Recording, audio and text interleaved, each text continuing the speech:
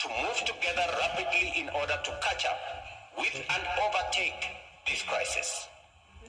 We are propelled by the momentum of the 2023 COP28, which took place in Dubai last November and concluded on a hopeful note with a number of historical decisions. First, COP28 emphasized that simultaneously transitioning away from fossil fuels while tripling renewables and doubling efficiency is a collective priority. Second, it positions resilience and adaptation at the center of climate action, clearly defining the limits connecting nature, health, agriculture, and food system chains, as well as peace and security. If there was ever any doubt, COP28 confirmed that climate change is no longer to be seen as an abstract concern residing in distant future, but a real and present danger that requires urgent collective action from all of us. This distinguished assembly, UNEA 6, is the first intergovernmental global meeting after COP28.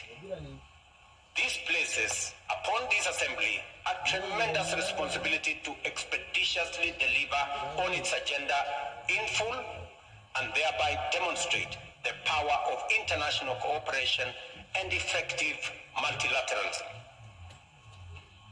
This is a challenging task, which is complicated by the fact that nations of the world are also grappling with a dynamic complex of interconnected and multifaceted threats, risks, uncertainties, and shocks ranging from a sluggish economic growth, conflict and wars, and geopolitical fragmentation. This situation is exacerbated by an alarming climate change trend, whose implications are now impossible to ignore. Record-breaking temperatures on one end, catastrophic droughts and floods, escalating sea levels, landslides, rampant wildfires. If anybody watched TV last night, we were witnessing huge wildfires in the US, severe cyclones which have become frequent and familiar in many regions worldwide. Science is unequivocal that human activity are the primary catalyst for this phenomena. Consequently, as humankind, we are faced with a critical decision to radically alter our course or persist on the current path, endangering our very existence. Undoubtedly, we collectively appreciate this predicament, yet our track record on course correcting is mixed. On one hand, undeniable progress has been made on several fronts. At COP28, we operationalized the Loss and Damage Fund to support economic and non-economic losses and damages associated with adverse effects of climate change in climate-vulnerable developing nations. At the same time, the adoption of the coming Montreal Global Biodiversity Framework was pivotal in defining the actions that must be taken under and within this decade in order to cap biodiversity loss by 2030 and set the planet on a path of restoration and recovery.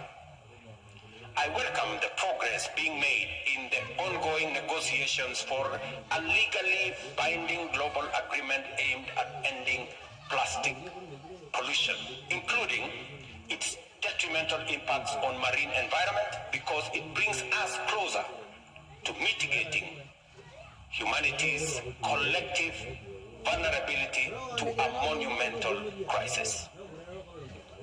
These highlights outline the various positive developments and are an eloquent statement to the collective determination and strategic foresight which now inspired our multilateral endeavors.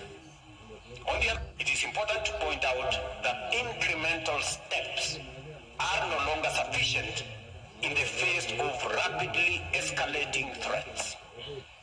We are off track and off target when it comes to fulfilling critical parameters on many indicators of action and delivery.